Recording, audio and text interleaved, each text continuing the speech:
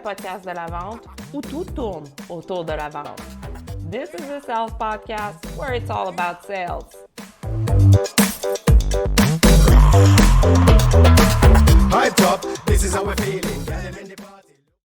Aujourd'hui, on jase de vente avec Kevin Bélanger de Réseau EI, un des associés en fait de Réseau EI. Kevin, merci d'être là aujourd'hui. Comment ça va? Ça va très bien, très bien. Kevin, j'ai une question pour toi. C'est un podcast de la vente. Fait que ça m'amène à ma question. C'est quoi ton lien avec la vente? Ben moi, la vente, je te dirais que je suis tombé dedans par défaut. En créant notre entreprise, mon associé était plus fort dans le mode technique. Fait que moi, j'ai pris l'autre division qui était le développement des affaires. Mais je te dirais que j'avais pas de. J'ai jamais suivi de cours, j'ai jamais étudié là-dedans. Fait que mon père est un très bon vendeur dans ses entreprises dans le passé. Fait que j'ai suivi son expérience, je te dirais. Mais je l'ai développé beaucoup par moi-même avec des essais et erreurs. On en parlait tantôt, mais. Puis, je peux te dire que tu le fais très bien en utilisant les réseaux sociaux. Nous, on se connaît grâce à LinkedIn. Oui. Je me souviens d'une publication que j'ai faite qui parlait du poker, qui est un de tes intérêts d'ailleurs. Oui. C'est ça qui m'a amené à toi. Tu m'as laissé un commentaire, puis on s'est jasé au téléphone par la suite. C'est là que j'en ai appris plus sur ton entreprise, réseau d'expertise et qui tu étais. Et je peux te dire que tu as une belle approche sur les réseaux sociaux qui doit probablement t'aider dans ton développement des affaires. Je te dirais que LinkedIn, c'est pas mal le summum pour les jeunes entrepreneurs parce que tu peux parler directement aux bonnes personnes au lieu des fois d'utiliser le téléphone dans des cold calls puis de commencer en bas de l'échelle en montant. Là, tu as accès directement avec les bonnes personnes à qui tu veux vraiment parler. Puis s'ils sont intéressés ou non, ben tu vas le savoir tout de suite. Fait que ça t'évite des fois de passer trop de temps au téléphone et être déçu. Ben là, tu prépares déjà tes rencontres là, avec LinkedIn. Fait que sans ça, je pense que je ne serais pas aussi à l'aise de rencontrer du monde et de parler de mon entreprise. C'est vrai que ça fait un bon bout de la job pour nous. Tu as mentionné cold call. Est-ce que tu as eu à en faire pour ton entreprise? Surtout pendant la pandémie, parce qu'on a commencé en 2019, avant justement la pandémie, un an avant. Mais le temps qu'on se développe et on commence, je dirais qu'on est tombé dans la pandémie. C'est à partir de ce moment-là que j'ai dit, ah ben là, il faut que je saute sur le téléphone. Là. J'ai dit, j'ai pas de raison de pas appeler les personnes. Puis en plus, tout le monde est pris chez eux face à un téléphone. Fait que j'ai dit, c'est le temps, j'en fais. J'ai eu un défi de mes groupes d'entrepreneurs de dire qu'il fallait que j'en fasse 10 par jour. Puis je montais à 20 par jour à appeler plein de personnes. Puis je te dirais que je n'ai manqué beaucoup des appels parce que c'était tout nouveau pour moi des cold calls. Fait que je savais pas comment le dire, comment me présenter, surtout le bon timing. Fait que j'ai décidé de me coter. Je me mettais des notes à dire, ah ben là, celui-là, il était 4 sur 10. Là, j'ai dit telle affaire, puis ça a tout gâché mon histoire. La personne n'était plus là pour m'écouter. Fait que j'ai appris beaucoup avec ça. Puis c'est plate à faire, sauf que tu n'as pas le choix de passer par là pour développer un peu ton aisance. C'est comme ça que j'ai commencé. Tu as raison, c'est pas super le fun à faire du cold call, mais j'aime bien ta méthode de donner une note parce que ça vaut pour tout le monde, peu importe l'expérience que tu as. Même, prenons moi, là, que ça fait 20 ans que je travaille dans les ventes. Encore aujourd'hui, il y a des journées où le cold call, je veux rien savoir, ça me tente pas ou je suis pas bonne. C'est un peu comme les grands sportifs, les athlètes, quand ils s'entraînent, il y a des journées, là, les performances sont juste pas là. C'est une question de mindset, une question de facteurs extérieurs ou propres à nous. Puis c'est à nous d'être assez alerte pour les reconnaître puis pouvoir se replacer le plus rapidement possible. Mais moi, faire du cold call, je calcule ça comme un sport olympique. Ça prend de l'énergie, hein?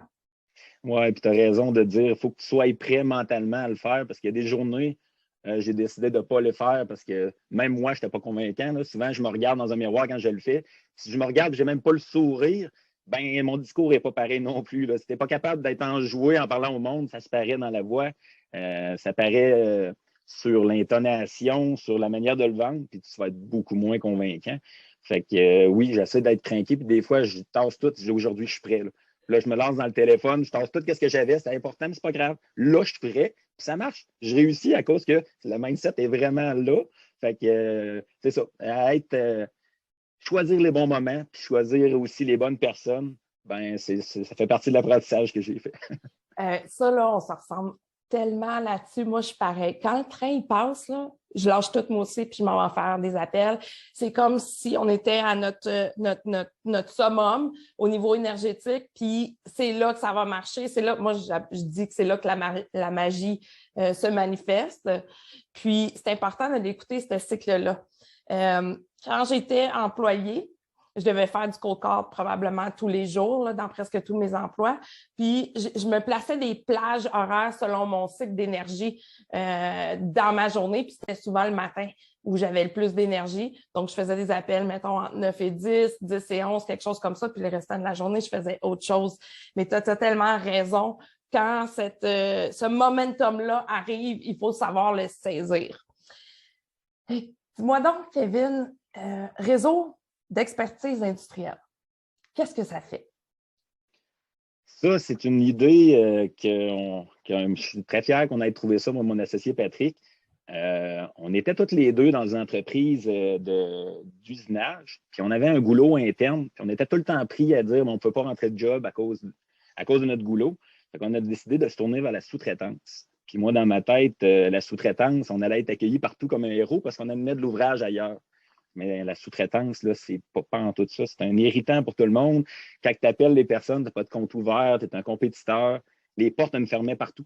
Je faisais des cold calls, j'essayais de. Ben là, mais ça ne m'est pas un cold call, j'essayais de donner de l'ouvrage au monde, puis ils ne voulaient même pas, à cause que j'étais un compétiteur. Ça a fait en sorte que je dis, crème, mais à un moment donné, il va falloir. Je suis peut-être pas bon dans mon approche. Puis là, j'ai trouvé une personne qui a voulu nous aider. Puis la personne qui a voulu nous aider, on était visité, puis elle avait les équipements dédiés à ce qu'on avait besoin. Fait que là, ça a comme allumé une lumière. Puis en plus, ça nous a coûté 50 moins cher que ce qu'on faisait à l'interne. Fait que là, ça a fait oh, OK, on tient quelque chose. On tient quelque chose. Si on est en maîtrise de le monde de la sous-traitance, qu'est-ce qu'ils possèdent comme équipement, qu'est-ce qu'ils veulent faire. Fait que nos fournisseurs, on leur demande qu'est-ce qu'ils ont besoin, qu'est-ce qu'ils cherchent. Puis après ça, on va proposer ça à nos clients. Ben là, on est rapide, les délais, tout ça. Fait que on est devenu un peu des gestionnaires de sous-traitance pour X projets. On fait de l'approvisionnement, on fait de l'impartition de personnel, mais tout le temps avec des entrepreneurs. C'était un des défis que je m'étais mis en tête, que quand j'allais créer une entreprise, je voulais que ça soit, que ça soit quelque chose de pas d'employés. Je ne voulais pas gérer des employés. Mm-hmm. J'en ai eu beaucoup dans le passé. Fait que ça ne me tentait plus de gérer des employés, je gérais des entrepreneurs.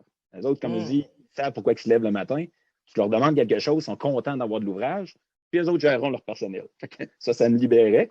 Puis de travailler de partout. Je ne voulais pas être fixe, toujours être à un même endroit. Là, pendant l'année passée, je suis parti dans l'Ouest, aller en motorisant avec ma famille. Fait que je fais travailler pendant que je conduisais mon téléphone. Je continuais à faire des appels, des relations clients.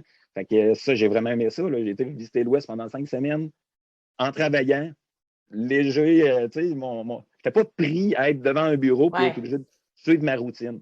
Fait que j'étais encore plus intéressant à parler au téléphone quand le monde m'appelait. C'était encore plus convaincant. Clairement. J'ai croisé du monde un peu partout dans différentes provinces. Puis le monde, c'est ça qu'il me disait. Il dit waouh, ton entreprise est bonne, de bonnes idées. J'ai peut-être développé en Alberta sans le savoir un petit réseau. Fait que c'est ça. On gère, en fin de compte, de la sous-traitance et des besoins. Fait que peu importe le besoin lié au domaine manufacturier, fabrication, si vous avez des questions, m'appelez. Puis moi, si je ne suis pas capable de gérer le problème, je transfère à mon réseau de connaissances. C'est ça. C'est 700 fournisseurs là, qui font partie du réseau, mais c'est gratuit, fait partie du réseau. Sauf que j'ai besoin de connaître vos informations, c'est quoi votre expertise. Puis après ça, si quelqu'un m'appelle, ben, je vous transfère ou je le gère. Parce que les clients, c'est ça qu'ils veulent aussi un peu, là, pas gérer la sous-traitance. Nous le donner clé en main, puis ils disent occupe-toi jusqu'au paiement des fournisseurs, tu t'occupes de tout. Fait que ce côté-là, on est rendu des experts, je peux te dire. Là. Ça va très, très bien. Oui, mais tu te positionnes bien. Comme je mentionnais tantôt, tu utilises super bien LinkedIn pour ta visibilité, puis tu te positionnes très, très bien. Ça fait combien de temps que tu as fondé ça avec ton associé? Ça va être la 3e année en février. Quand même, félicitations. Merci. Les premières années ne sont pas faciles. C'est ça. Les premières années ne sont pas faciles. Des fois, on se dit, on continue-tu, on continue pas, qu'est-ce qu'on fait? Puis, tu t'es parti juste un peu avant la pandémie. Ça n'a pas dû être facile cette période-là, mais comme tu disais, tu t'es mis au téléphone. Et ton excursion dans l'Ouest canadien, tu es allé à Vancouver, tu es allé dans ces coins-là. Est-ce que ça t'a donné le goût d'en faire d'autres? D'en faire d'autres voyages? Oui, d'autres Ah oui, excursions comme ça. C'est sûr, j'ai acheté un motorisé dans le but de faire ça, puis je vais le revendre après, mais faire au moins 3 ans, parce que mes enfants, le plus vieux, il va être en secondaire 5 l'année prochaine. Il est encore, on va dire, à la maison, fait qu'on va être capable d'en refaire un autre. Mais tu sais, je voulais faire des voyages en famille en travaillant, sans que ça paraisse. Ça veut dire que tu conduis, tu travailles, puis mais oui, découvrir, là, j'ai vraiment aimé l'Ouest. C'est magnifique. Ça n'a pas de sens. Ouais. Tous les décors que tu peux voir, là, c'est tous les jours, là, on se levait le matin de bonne heure pour voir les montagnes. Oui. C'est un spectacle de la nature, carrément. Là. Sont privilégiés. Nous, on a d'autres choses ici dans l'Est, mais sont vraiment. Le paysage là-bas est vraiment spectaculaire. Au niveau de ton background, Kevin, si ma mémoire est bonne, tu as un background en ingénierie? En génie industriel. Je me suis pas rendu ingénieur, j'ai arrêté d'être technicien. J'ai fait une formation au Cégep de la Pocatière en génie industriel. Puis j'ai travaillé avec des chargés de projet là, qui m'ont comme donné le goût. C'est le goût d'avancer puis de vouloir développer ce côté-là. Puis j'ai aussi eu 3 entreprises. Et mon père, les 3 en même temps quasiment, là, on gérait 2 petits moulins de sciage, plus on avait une compagnie d'achat de revente de bois. Fait que, tu sais, je te disais que j'ai eu beaucoup d'employés. Ouais. Il y en avait 20 dans chaque. Fait que là, il en manquait tout le temps. Fait que tout le temps du remplacement, tout le temps à la course. Tu faisais ton travail, tes ventes, tout en même temps en remplaçant des postes. Fait que ça j'ai trouvé ça un peu brûlant. Puis ça me sortait un peu de qu'est-ce que je voulais faire. Développer là, mon réseau, là, j'aime donc bien ça. Pouvoir discuter avec n'importe qui, de n'importe quoi. C'est une approche présentement, tantôt qu'on a parlé un peu au départ. Je ne vends plus à cette heure quand je parle avec le monde. Ça se fait tout seul. Oui, fait que là, c'est eux autres qui me disent c'est quoi leurs besoins. Puis à partir de là, moi, je peux faire du cheval puis leur vendre, leur vendre qu'est-ce qu'ils ont besoin ou me positionner par rapport. Ben, sinon, je commence mon discours tout le temps avec tout ce que je peux offrir. Je vais les endormir. C'est la même chose. Clairement, puis c'est pas tout le monde qui est prêt à ce moment-là à entendre tout ce que tu veux dire. Toi, tu veux le dire, c'est un problème qu'on a souvent en vente. On veut le dire, là, on veut donc le dire. Mais le client ou notre prospect qui est à l'autre bout de la ligne ou qui est devant nous, lui, il n'a peut-être pas le temps ou il veut carrément pas tout entendre ça. Lui, il veut une solution à son problème, puis la vente, c'est ça. C'est répondre à ce problème-là. Mais comment tu fais? Il faut passer par une certaine série de questions. Des fois, ça va super bien. Hein? Des fois, on réussit à les poser, toutes nos questions, puis avoir les réponses. Puis des fois, c'est pas comme ça du tout que ça se passe. Le client, il collabore moins bien ou il s'ouvre moins bien. Puis là, on le sait pas trop. Il faut jongler un peu avec ça. Il faut faire un peu de l'improvisation. Tout le monde en fait, là. En fait, c'est ça de la vente. Ouais, c'est ça. Le meilleur moyen que j'ai trouvé, moi, pour apprendre quoi ne pas faire, ben, c'est à toute fois qu'un vendeur m'appelle. J'aime pas ça, me faire appeler par des vendeurs. Je me sens pris, je me sens. Bon, mais ce sentiment-là, je vais le tourner à mon avantage. À toutes les fois, quand je dis je fais des notes, ben, qu'est-ce qui m'arrive? OK, pourquoi je me sens mal à l'aise? Ben là, il est rentré trop direct dans ma bulle. Là. C'est qui, lui? Pourquoi que je l'écouterais? Hey, c'est excellent. Puis là, il dit, il arrête plus. Je suis pas capable de placer un mot. Ben là, c'est ton maintenant, ça. Je ne suis même pas capable de dire que son service ne m'intéresse pas. Il ne veut même pas m'écouter. Il veut seulement, on dirait, il y a une liste, une feuille à lire, puis il a besoin de lire sa feuille au complet pour être payé. On dirait que c'est ça le feeling que j'ai. Le fameux script, là, tu touches un point sensible, puis bravo d'avoir cette conscience-là de toi-même. Moi, j'enseigne ça à mes clients de dire, remarque comment tu aimes te faire servir quand c'est toi le client, puis on va répéter la même chose envers vos clients. Parce que, tu sais, c'est un humain. Puis là, justement, quand tu as la personne qui t'appelle puis qui lit son script, qui a dit à peu près 55 fois dans sa journée, qui n'a plus d'intonation, qui n'a plus d'enthousiasme dans sa voix, tu n'as pas le goût de l'entendre. En tout cas, tu n'as pas le goût de l'entendre jusqu'à la fin. Pas jusqu'à la fin, en tout cas. Tu as juste le goût de dire non, merci, puis de raccrocher. Mais en même temps, tu veux rester poli parce que tu sais c'est quoi, qu'est-ce que ça prend comme énergie pour faire ce genre d'appel-là. Fait que je trouve ça merveilleux que tu as été capable de regarder tous ces processus-là puis que tu l'as adapté à ta sauce, à ta personnalité pour mieux servir tes clients et tes prospects. Fait qu'en tout, tantôt, tu as mentionné 700 fournisseurs là, qu'on a. Mais tu sais, je ne parle pas avec les 700. Mais les 700, j'ai leurs équipements, j'ai qu'est-ce qu'ils ont besoin, qu'est-ce qu'ils recherchent. Fait que des fois, il y en a que j'ai même pas encore communiqué avec eux autres depuis le début parce que j'ai rien à leur offrir. C'est un peu ça qui est que je trouve qui est le fun dans mon réseau pour moi, en tout cas. Je ne sais pas les autres comment ils le voient. C'est que c'est gratuit de faire partie de mon réseau. Mais je ne me mets pas rien sur le dos à dire je suis obligé de trouver des contrats. S'il y aurait un abonnement, là, je serais tout le temps mal pris. Je dis, ah, ben là, ils payent, je suis obligé de vous amener quelque chose. Mais si je ne l'ai pas, la job, si je n'ai pas réussi à en trouver, j'essaie tous les jours, comme tout le monde, de trouver de l'ouvrage, de trouver des nouveaux clients, ramener. Mais si j'ai rien à leur offrir, ben, ils n'ont pas d'abonnement. Tu fais partie de mon réseau, je te l'offre, tu missionnes. Si tu n'es pas d'impris, mais c'est pas grave. Je peux te donner des idées, par exemple, pourquoi tu ne l'es pas. Ça, je fais ça avec tout le monde. J'ai besoin que mes fournisseurs soient. J'ai tout le temps soit, excusez. J'ai besoin que mes fournisseurs soient. Comment je pourrais dire, qui se développent. Parce que c'est ma ressource principale, c'est mes fournisseurs. Comme les employés, si tu ne les formes pas, ben, ils ne pourront jamais être meilleurs. Mais mes fournisseurs, s'ils ne se développent pas, s'ils ne font pas d'argent, s'ils sont regardent d'acheter des nouveaux équipements, ben, je ne serai jamais concurrentiel. Fait que je donne beaucoup d'énergie à les développer, trouver les solutions, puis des fois, on regarde le projet, c'est plus sur le côté de Patrick, il le regarde et il dit, ben là, je pense que tu t'es trompé sur ce point-là ici. Si tu l'aurais fait de telle façon, tu sauvais tant de temps, ça rentrait dans tes... ben là, il est trop tard parce que je l'ai donné. Puis ça, je te donne une réponse à la fin. Je ne joue jamais à négocier un pilote pour les faire descendre tout le temps comme ça. Donne-moi un prix que tu fais de l'argent. Si tu fais de l'argent, tu fais de la qualité. Si tu manges de l'argent, tu vas me faire ça, tu vas me botcher la job. Moi, je vais perdre mon client. Je veux tout le temps que tu sois sûr de ta qualité jusqu'à la fin. Fait que si je peux t'aider, tu as des problèmes, il te manque un employé, donne-moi la partie de ton travail, même si je te donne le contrat, donne-moi la partie de travail que tu n'es plus capable de faire. Je veux respecter mes délais. Je le donne à un autre fournisseur. On relève chez vous, on va travailler ensemble. Mais je veux tout le temps qu'on soit une équipe. Autant le fournisseur qu'avec le client. J'ai besoin d'être très proche là, des deux côtés là, pour être un chargé de projet externe, mais quasiment interne pour les entreprises. Effectivement, un allié de ton client. C'est ça, un allié pour y régler le problème que lui, il vit. C'est une excellente philosophie que tu as, une philosophie de croissance, mais une philosophie aussi qui est intemporelle, parce qu'en ayant une philosophie comme la tienne, tu penses plus loin que juste le moment présent. Tu veux aider ton client à grandir et ceux qui font affaire avec toi en tant que fournisseur aussi. Fait que c'est merveilleux. Si quelqu'un veut s'inscrire sur ta plateforme, qu'est-ce qu'il doit faire? Ben, directement sur notre site Internet, on a une section dédiée pour ça, mais ça va être d'envoyer les informations puis de m'appeler. Moi, j'ai besoin d'avoir un feeling avec la personne avec qui je travaille.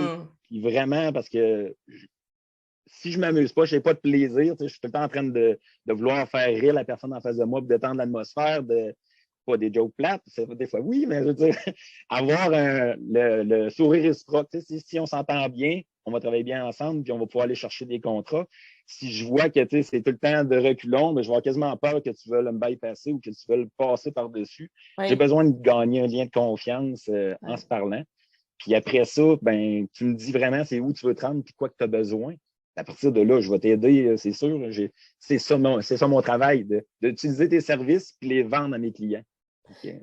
C'est très invitant comme façon de faire. Tu sais, on sent la bonté et la bienveillance qui sort de toi. Puis je pense que en tant que fournisseur, en tant que travailleur autonome, parce que j'imagine que tu as beaucoup de travailleurs autonomes, tu as beaucoup d'entreprises aussi dans ta liste de fournisseurs, c'est très rassurant de savoir qu'il y a quelqu'un comme toi qui agit dans le centre. Tu sais, on dit en anglais le middleman, parce que toi, tu prends d'une main et tu donnes à l'autre main. Oui. C'est merveilleux de penser qu'il y a quelqu'un comme toi dans le centre qui est là pour nous aider, nous épauler.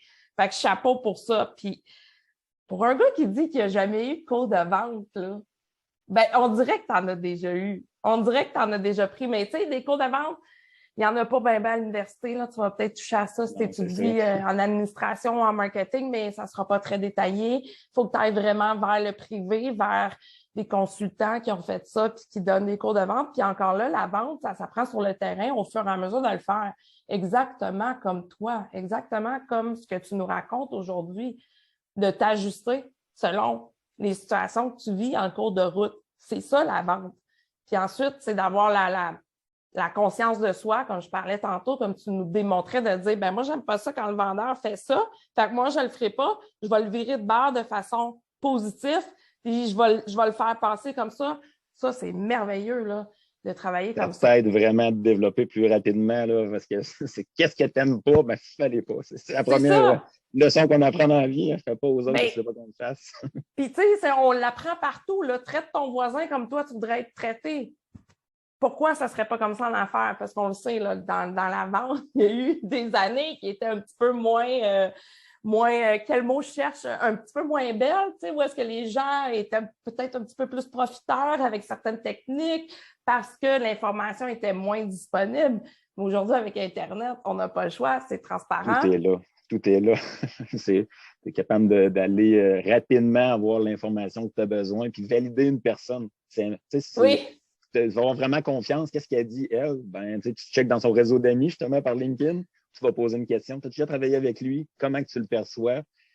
Puis, je me fie beaucoup aussi aux perceptions des autres. OK, moi, je l'aime pour telle raison. Je vais avancer vers lui pour telle raison. Mais sinon, s'il me dit, écoute, moi, il m'a déjà fait un coup bas, je vais quand même aller l'appeler parce qu'on ne sait pas des fois c'est quoi l'histoire au complet.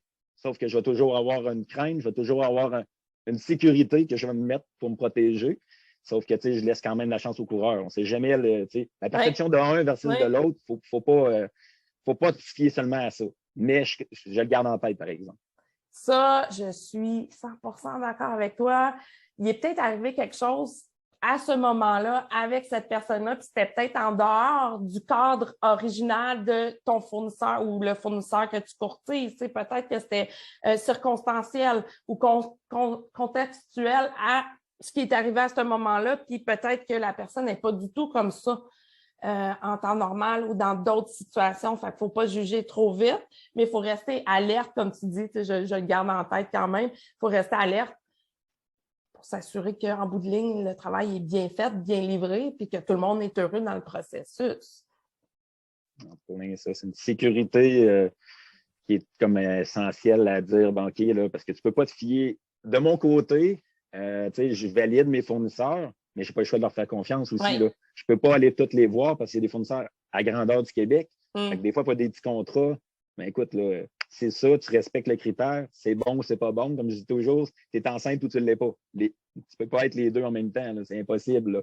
Fait que ce côté-là, je t'apprends à faire confiance. Puis si la personne t'a comme trahi, les pièces sont pas bonnes, tu vas revoir. Il faut aussi, même pour mon fournisseur, il faut aussi de son côté qu'il soit capable d'admettre ses erreurs. Oui. Parce que le client dit que c'est pas bon, tu avais ça à respecter. Si le fournisseur me challenge, non, tout est bon, tout est bon, je te dis que c'est pas bon, on vient de passer des tests, ils sont pas capables d'admettre leur faute, ben c'est plate, je ne retravaillerai plus avec toi. Tu avais un mandat, tu avais quelque chose d'écrit.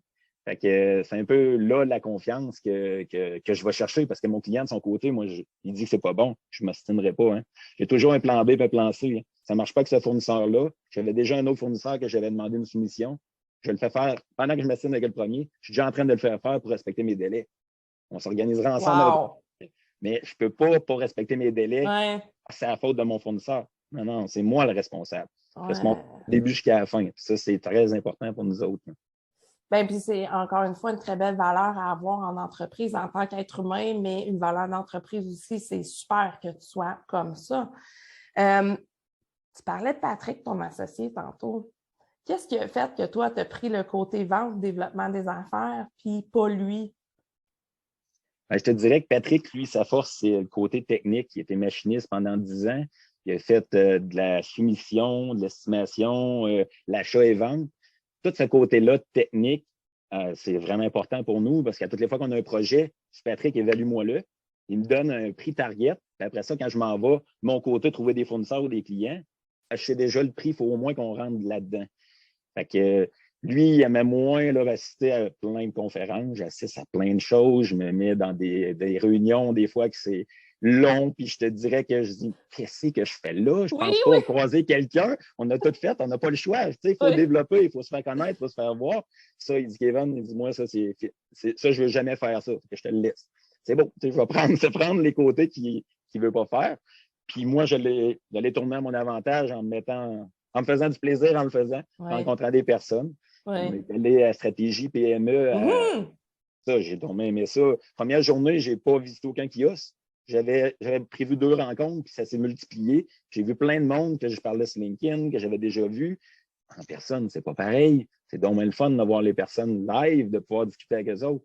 On parle sur LinkedIn, oui, je comprends, là, mais l'écrit n'est pas pareil comme le verbal en personne. Ça, j'aime vraiment ça. Je suis encore, comme on disait, à serrer des poignées de main pour des contrats. Tout le monde me dit, il fallait signer. Oui, j'ai fait signer, là, mais moi, si face à face, ça ne marche pas, je sens que la personne, je n'aurais pas confiance en elle, ben, je ne signerai pas de contrat, ça va arrêter de être là. On n'est pas obligé de travailler avec quelqu'un. Hein. C'est ça qu'on. C'est là la limite qui est dure à mettre, des fois, là, dire mais qui est c'est le meilleur. nécessaire. Oui, mais c'est le meilleur, mais je ne m'entends pas avec lui. Je n'ai pas confiance. Fait que... Oui, puis c'est dur de s'écouter là-dessus parce que là, tu dis, je suis en train de dire non à un contrat, donc je suis en train de dire non à de l'argent. Oui. T'sais? Sauf que tu es mieux de faire ça pour laisser de la place à un bon contrat qui s'en vient que d'être monopolisé, soit par ton temps ou tes ressources, que monopoliser pendant ce temps-là à faire un contrat avec un client ou un fournisseur que ça ne marche pas super bien. C'est difficile de dire non, mais je pense que c'est vraiment essentiel. C'est essentiel. Surtout au début, hein, quand tu commences, là, tu ne veux pas refuser rien. Nous autres, on a fait vraiment tous les types de contrats, même si on ne faisait pas d'argent, on faisait de la publicité. On perd de l'argent à le faire, mais ce n'est pas grave. On va le faire quand même. Mais ça nous a permis de grossir encore plus vite parce que là, les contrats grossissaient. À toutes les fois, on disait oui parce que lui, il l'envoyait partout, personne ne voulait le faire. On levait la main, on va vous aider, on va vous aider. Maintenant, on est rendu fournisseur privilégié de cette compagnie-là. Puis même tout le monde à l'intérieur de l'entreprise, c'est notre nom. La maintenance nous appelle, la santé et sécurité nous appelle, on a besoin de telle affaire, les chargés de projet, les dessinateurs, tout le monde savent notre nom. Wow, c'est une très grosse entreprise. Oui. C'est un plus là, incroyable. Là. Fait qu'on n'a jamais dit non pour rien. On a tout le temps réussi. On a fait des erreurs de qualité, mais on a tout le temps corrigé. Des fois, c'est dur. Là. Tu as besoin d'un fournisseur de dernière minute, tu essayes un nouveau. Oui. C'est un guess, ça, là. Oui. Tu prends un risque, puis tu ne sais pas ce que ça va donner, mais si tu assumes que il y a eu des erreurs ou que la qualité n'était pas tout à fait là, l'important, c'est de s'assumer puis de le corriger, puis le corriger le plus vite possible. Puis de jamais justement dire ben là, c'est pas de ma faute. Non, c'est toujours de ta faute. C'est toi qui es là, c'est toujours sois responsable, assume tes erreurs. Déjà là, le client, il l'accepte. Je veux dire, tu as fait une erreur, tu veux le corriger. Oui, je suis déjà en train de le corriger, ça va être fait, tu l'as la semaine prochaine. Tu as tout le temps un plan B, comme je te disais. Fait que on ne savait pas qu'on allait avoir une erreur, mais j'ai quand même prévu un plan B. Mais ça, c'est merveilleux. Tu es organisé. Il faut être organisé. Dans la vente, tu n'as pas le choix d'être organisé. Puis quand tu es entrepreneur, ben, tu n'as vraiment pas le choix d'être organisé. Sinon, c'est trop facile de devenir enseveli. Moi, j'ai envie de parler de poker. Je sais que tu joues au poker. Je sais que tu aimes ça. Moi, c'est comme ça qu'on se connaît. C'est ça que j'ai dit au début de l'épisode. Ça fait déjà plusieurs mois de ça. Je me rappelle plus quand exactement, mais j'avais fait une publication, un parallèle entre le poker et la vente, justement. Puis, j'avais aimé ton commentaire. Puis, on voyait à travers ton commentaire un peu ta personnalité, puis ton enthousiasme, puis ton dynamisme que je vois là présentement à travers toi dans ta personnalité, qui est des traits de personnalité à avoir quand on veut avoir du succès dans la vente. Là. On ne peut pas être monotone ou une personne hyper plate puis réussir en vente, tandis que toi, tu l'as. Fait que bravo pour ça. Et le poker, ben ça nous a réunis. Après ça, on a fait un café, pas un café virtuel, mais c'était un appel. Donc, poker. Parle-moi de ta carrière de poker. Ça fait combien de temps que tu joues? Je te dirais, là, j'ai ralenti de jouer parce qu'avant ça, je jouais un petit peu trop, ça me prenait du temps. Je veux dire, le temps, à un moment donné, il faut que tu le places. Mais avant ça, on jouait toutes les semaines, puis j'invitais beaucoup de personnes chez moi. Je faisais des gros parties, on montait jusqu'à une vingtaine. Wow. Puis on faisait en mode tournoi. Oui. Mais moi, qu'est-ce que j'aime un peu le lien avec la vente dans le poker, c'est qu'il faut tout le temps que tu regardes la personne en face de toi pour savoir. Puis souvent, je lisais des livres sur le non-verbal. Oui. C'est là que j'ai appris à dire, Colin, poker en tant que tel, c'est avec la personne en face. Tu n'as même pas besoin de checker des cartes souvent. Oui. Tu peux regarder les cartes, tu peux laisser là, seulement regarder la personne en face. Tu vas savoir si elle recule sur sa chaise. Oh, elle est en position quand même, ça ne tente pas de jouer. Si elle protège ses cartes avec ses mains, ben là, elle a quelque chose qu'elle protège. Donc, ça doit être intéressant. Fait qu'à partir de là, tu peux tout le temps jouer, mais le non-verbal m'aide dans la vente parce que des fois, je vais avec mon associé Patrick, je laisse parler, je me recule, je fais un observer la personne en face de nous. Qu'est-ce qu'elle a fait? Comment qu'elle est? Fait que là, je me concentre là-dessus. Je ne sais même pas ce qu'ils se sont dit. Parce que quand ils commencent technique, je ne suis pas là-dedans, j'aime pas ça. Fait que t'arrêtes d'écouter. Ouais, tu fais juste. passant à dire, OK, c'est-tu une personne qui va pas avoir confiance? C'est-tu la bonne? Puis des fois, je dis, OK, lui, je vais le laisser à Patrick, mais l'autre en arrière, c'est moi, il faut qu'il aille le voir parce que lui, il est comme un peu plus vendeur-acheteur. Fait que par le non-verbal, j'ai compris comment aller le chercher parce que, on voit le désintérêt quand les deux se parlent trop technique. Puis là, on dit, OK, on va parler autre chose. Je vais rentrer dans sa bulle, puis je vais écouter qu'est-ce qu'il a besoin. Puis des fois, les autres, on rentre pour un projet, mais je sors avec d'autres projets. Parce qu'on peut tout aider dans l'entreprise du début jusqu'à la fin. On est dans le génie industriel, c'est ça, le génie industriel. Fait que là, je me sers un peu du poker, qu'est-ce que j'ai appris là-dessus, de regarder les personnes, puis des fois d'aller bluffer. Un peu quand tu dis yes sur un prix, quand tu es dans la vente, ben, tu t'essayes, mais si tu es sûr de ton prix, c'est ça que ça vaut. Oui. Là, tu arrives chez vous, je n'ai mis un peu trop, mais ça a passé. Fait que là, ça te donne une chance de tester ton bluff, ton bluff. Oui, c'est ton bluff. Des semi-bluffs. C'est ton attitude. C'est pas toujours des 100% des bluffs, c'est pas du n'importe quoi, là, comme on peut voir dans les films, là, puis tout ça, là. Des fois, c'est vraiment juste un test, t'es pas sûr, puis il faut que tu ailles vérifier ce que ton marché va dire, comme au poker. Il faut que tu ailles bêter pour voir. Il faut que tu ailles bêter pour voir si il y a des gens qui vont te suivre. Puis comme tu dis, il faut que tu regardes la personne en face de toi. Moi, j'aime dire que le poker, ça joue avec les cartes, oui, mais c'est pas ça le plus important. C'est ta position à la table, puis c'est les joueurs. Une fois que tu as ça, parce que tu ne vas pas jouer de la même façon selon la position où tu es. En tout cas, en plein ça. Moi, dans mon cas, non. Puis je suis comme toi, moi, je joue au poker à tous les semaines. Maintenant, on le fait en virtuel, mais c'est exactement comme tu as décrit. Là. Des fois, ça monte jusqu'à des 20-30 personnes, mais depuis la pandémie, on le fait en virtuel avec une application. On se retrouve avec un groupe privé. Vous voyez quand même, vous avez un visuel ou... Non, on se voit pas là. Mais vous savez un peu comment la personne joue. C'est ça, on se voit pas, mais on a une application audio. On peut enregistrer des petits 10 secondes de messages audio pendant la game. Fait que ça, c'est pas mauvais. Mais j'avoue que jouer online, au poker en ligne, c'est ce qui me manque le plus, c'est de pouvoir jouer, voir les autres joueurs. Je le fais là parce que c'est principalement toutes les mêmes personnes que je connais. C'est sûr que le cercle s'est agrandi. Mais je me retrouve pas devant des purs inconnus. Parce que jouer au poker en ligne avec des purs inconnus, on le sait trop, là, il y a des logiciels de statistiques, de calcul qui existent. Ça n'est plate. C'est pour ça que j'ai arrêté de jouer en ligne, là. J'aimais plus ça, là. Ben moi, je suis pareil. J'ai jamais aimé ça. J'ai tenté ma chance pour voir ce que ça pouvait faire au niveau financier. Tu sais, je voulais carrément essayer d'en faire une carrière. Puis, j'ai rapidement reculé puis changé ma décision parce que ça me tentait pas d'embarquer dans les logiciels ou d'avoir 3-4 écrans pour jouer sur 10 tables en même temps. Ça me tentait pas. Moi, j'aime le par style... jour, là, ouais. Moi, j'aime le style tournoi. Cash game, OK, oui. C'est cool, cash game. Mais tournoi, puis on joue jusqu'à la fin, puis on joue bien, puis on s'amuse à travers tout ça.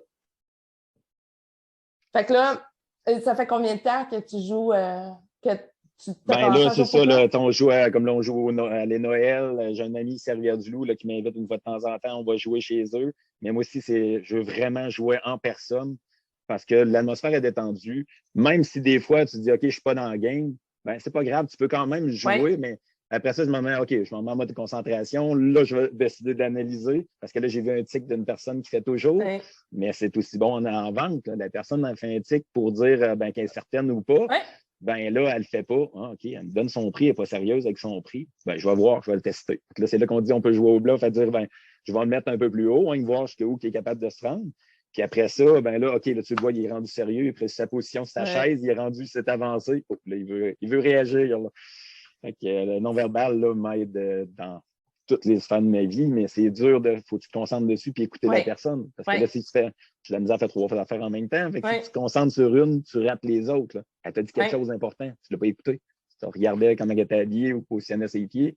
Tu viens de rater peut-être une opportunité incroyable. Là. Clairement, puis ça prend une bonne grosse dose d'intelligence émotionnelle de voir, hey, ça veut dire quoi quand la personne a fait ça? Parce que ça doit arriver là, de ton côté. Moi, ça m'arrive des fois que je détecte quelque chose, mais je ne suis pas certaine de sa signification.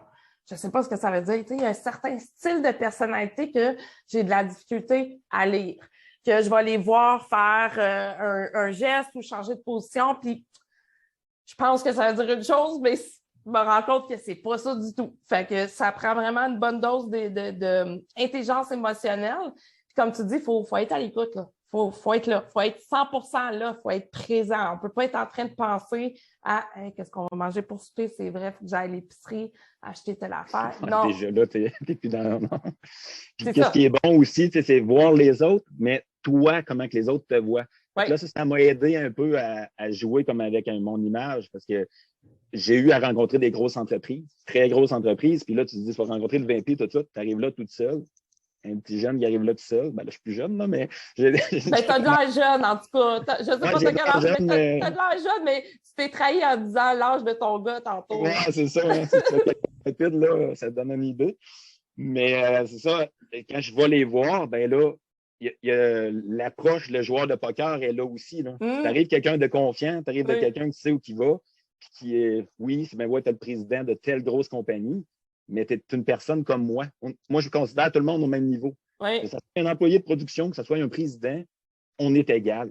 J'aime pas ça me faire regarder de haut, fait que je regarde jamais personne de haut non plus.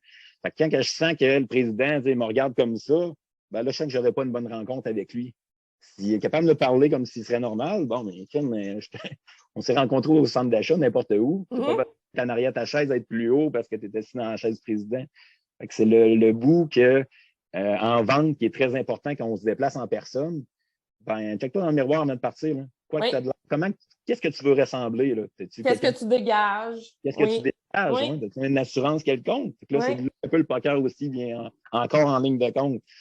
Totalement, totalement. Puis ça fait une grosse partie du boulot à notre place, de la façon dont tu te présentes.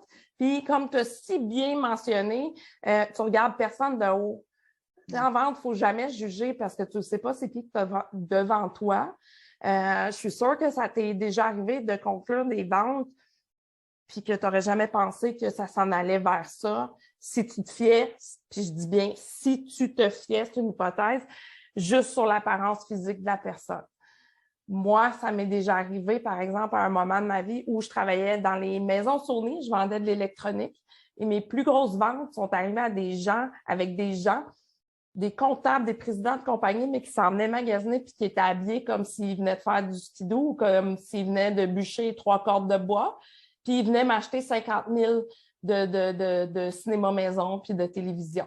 Mais si j'avais jugé, j'aurais jamais fait cette vente-là. Non, puis là, tu serais tiré dans le pied, puis après ça, tu aurais même les personnes t'auraient vu comme une vendeuse là, qui a besoin de son cravate pour dire ah, je suis important devant elle. Non.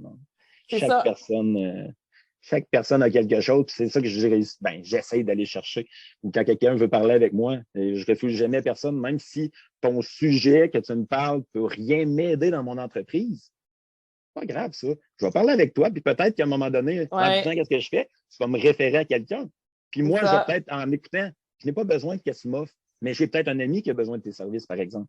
Fait que là, je vais l'offrir, puis tant mieux. Je n'ai pas besoin tout le temps d'avoir un gain monétaire pour chaque affaire que je fais. C'est pas ça que je veux. Moi, je veux plugger du monde ensemble. Quand mon réseau est tout content, ben, il me partage, puis il ne veut pas. C'est donnant-donnant, c'est ce côté-là.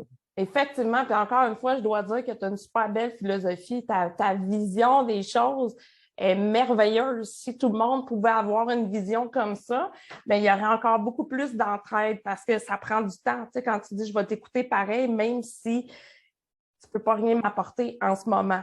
Tu sais, je vais stresser. En ce moment, c'est ça, des fois, c'est en ce moment. Tu ne le sais pas dans 6 mois. Tu vas peut-être avoir un mandat que tu es en train de travailler puis qui va demander exactement cette expertise-là. Puis parce que tu vas y avoir parlé, tu vas pouvoir aller conclure cette vente-là, ce mandat-là, puis aller chercher toutes les expertises dont tu as besoin. Fait que c'est merveilleux que tu prennes ce temps-là avec ces gens-là. Puis ça, c'est sûr que ça revient à un moment donné. Tu sais, plus tu le fais, plus ça revient vers toi. Puis je suis certaine que tu le vis. Oui, ça, là, il y a des personnes comme j'avais rencontrées qui étaient sur l'émotionnel, toutes des choses que moi, je trouve rationnelles, que je ne suis pas capable, mais je l'ai écouté, puis à un moment donné, je me suis dit, je devrais faire attention à moi aussi, là, prendre du temps pour moi, puis j'ai comme changé un peu mon attitude, j'y parle justement cette semaine de cette personne-là, j'ai changé mon attitude en fonction de, tu sais, je l'écoutais. Elle m'a raconté qu'est-ce qu'elle faisait dans la vie et tout. J'ai dit, ça donne bien du sens. Peut-être pour ça aussi que j'agis de telle façon. Je me remets tout le temps en question. J'essaie de revoir les scénarios puis modifier des choses à l'intérieur et dire, OK, j'aurais fait ça de telle façon, qu'est-ce qui aurait découlé? Fait que après ça, ça me donne une idée pour la prochaine fois. Fait que, tu sais, me remettre en question. Mais là, c'est ça que j'ai fait avec cette personne-là. Puis, je te dirais, je mange mieux, je fais plus d'exercice, mais c'est elle qui m'a craqué. Sinon, je ne l'aurais pas écouté. C'est ça, puis ça a des répercussions partout, pas juste sur ton entreprise, mais sur ta famille, sur tes enfants, sur ton couple, partout. Tu as une meilleure qualité de vie. Fait que ça va de soi. Kevin, si on veut te rejoindre, on fait ça par où? Je sais que tu es actif sur LinkedIn, mais est-ce que tu es dans d'autres regroupements? Es-tu dans des chambres de commerce? Es-tu dans d'autres trucs de réseautage? Chambre de commerce de Rivière-du-Loup, la Jeune Chambre, le CDE de Rivière-du-Loup, mais je suis à grandeur du Québec. Hein, fait que gênez-vous pas, que vous soyez en Gaspésie, que vous soyez sur la Côte-Nord. Il n'y a pas de différence pour nous. On se déplace. Je me déplace souvent. Puis si je me déplace, ben, vu que je suis un gars opportuniste, ben, je prévois des rencontres avec tous mes fournisseurs sur le chemin en y allant, en revenant. Fait que, tant qu'à me bouger de Rivière-du-Loup, là, on prend une journée de plus pour rencontrer notre monde. Fait que directement, soit sur mon site Internet, www.reseaui.com. Nos numéros de téléphone, nos adresses sont là. Je voulais parler plus technique, parce que moi, c'est ça, je ne suis pas très technique, mais je ne me fais pas croire non plus que je le suis. Hein, fait que si ça sort de mon champ de compétences, je vais faire à Patrick. Mais c'est ça, je gênez-vous pas. Là, des fois, là, c'est besoin des questions vraiment précises sur le technique. Patrick est là aussi disponible que moi pour répondre à vos questions. Super, bien merci pour ça. J'ai envie de te poser une question aléatoire, Kevin. Es-tu OK avec ça?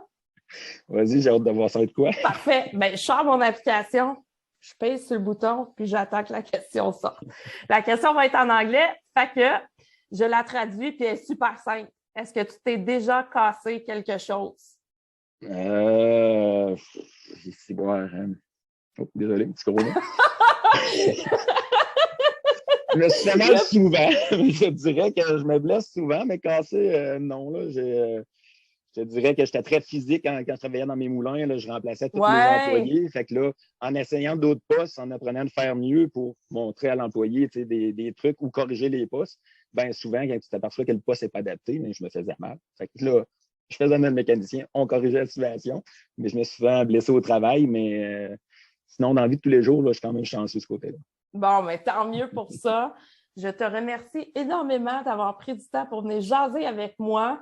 Ça m'a fait plaisir de te voir face à face, même si on n'est pas physiquement au même endroit.